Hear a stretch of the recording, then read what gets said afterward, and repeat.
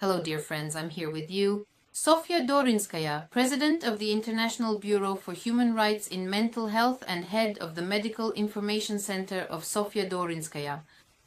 Today, dear friends, I want to talk with you about the topic of so-called therapeutic fasting and share my opinion on this matter, since I receive many questions specifically about therapeutic fasting. I'll say right away that, so what is the main issue with fasting in general? I have a very negative attitude towards this practice. And if I've disappointed you, you can turn off this video and stop watching now. For those who are interested in what my opinion is based on, I will explain it to you now. So, first of all, if fasting really led people to prosperity, then, concentration camps would have been declared health resorts, and good nutrition would never have been considered something truly important for people. If fasting actually led to any positive health outcomes, then, for example, tuberculosis would certainly not be called the disease of the poor, and one of the most essential and critical means of treating tuberculosis would not be good nutrition, high in calories, with red caviar, with butter, and so on. That's the first point. You ask me, well, why is it that when a person starts fasting, they get into such a good mood, they sleep less, their senses may become sharper, their activity increases, and their thoughts flow faster? Yes, for one simple reason.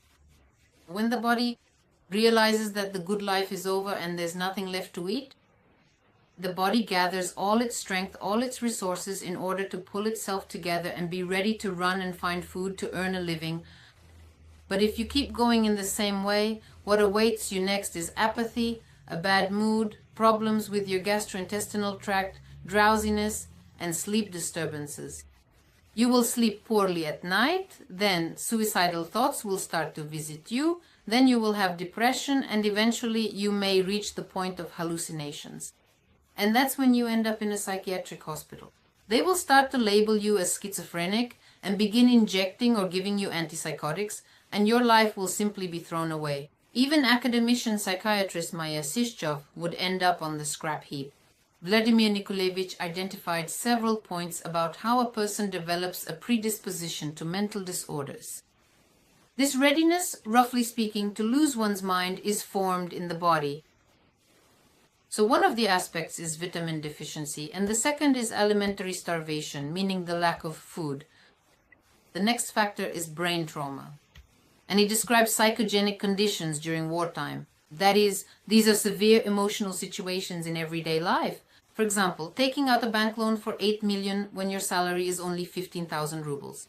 Now that's another kind of psychogenic situation. Or, for instance, you have a mortgage on your apartment, you have no way to pay, and tomorrow you have to move out, or something like that. In other words, these are some kind of severe stressful situations. So, the academician identified two factors, vitamin deficiencies and insufficient but severe undernourishment, which create a predisposition to psychosis in a person. Well, all right, during wartime you could understand it, but now in so-called peacetime, why are you pushing yourself into this abyss? Into psychosis? Why? This applies even more to people who are already feeling unwell. This applies especially to people who are aware of their nutrient deficiencies and who, even when starting to take the most minimal regimens,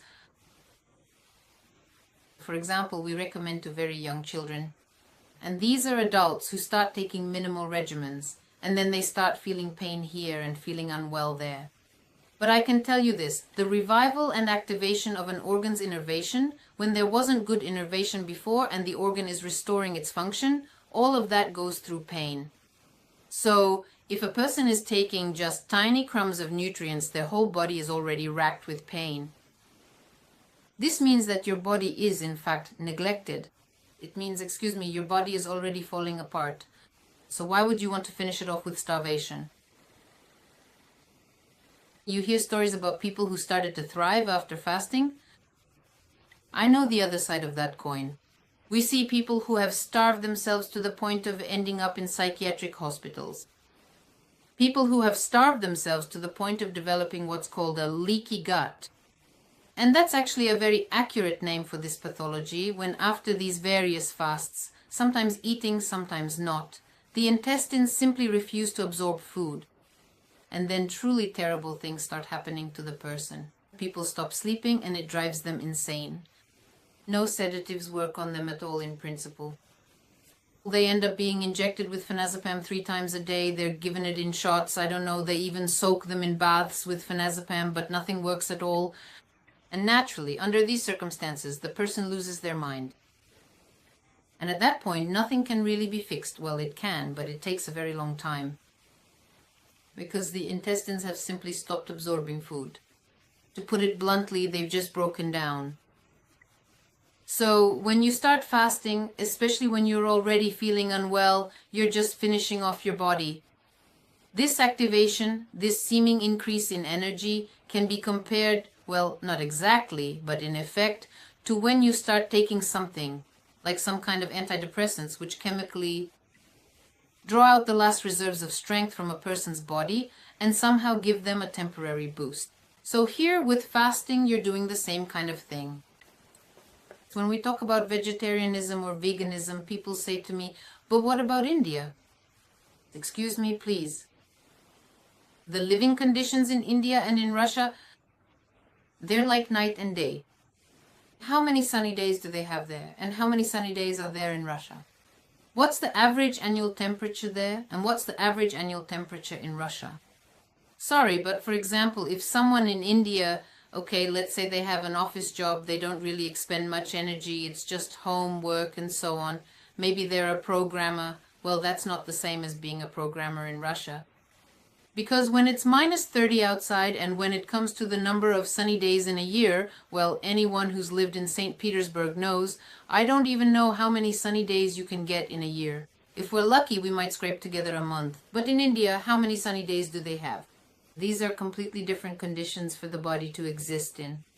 And low temperatures, when the body just has to pull itself together simply to survive, just to be able to walk down the street at minus 30 to protect itself from the cold. Excuse me, but that's a completely different matter.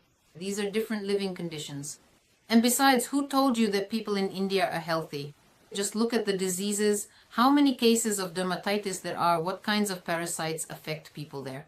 Honestly, if you start reading about it, you won't be able to sleep afterwards. It's frightening. Who told you that people in India are healthy? Again, it's fine for those who, let's say, refuse to eat meat for ideological reasons. Well, we're not even discussing that.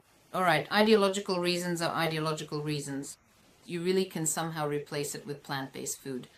But how much do you have to earn in order to actually eat a balanced diet? Especially in today's world. Especially considering that these are rather exotic products and they need to be imported, brought in from abroad to Russia. And what if, excuse me, you're still living off your parents and you're waiting for her to come home from work and bring you a crust of bread? Well, what kind of veganism or vegetarianism can we even talk about? Of course, if you're earning the kind of money, like 100 to 200,000 a month, you can spend it all on food and you can really choose what you want. Well, good for you if that's the case. Is it really all that bad with diets?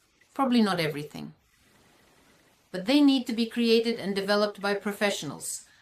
They should be developed by medical dietitians. And as I understand it, medical dietitians are doctors. They should check you for various deficiencies.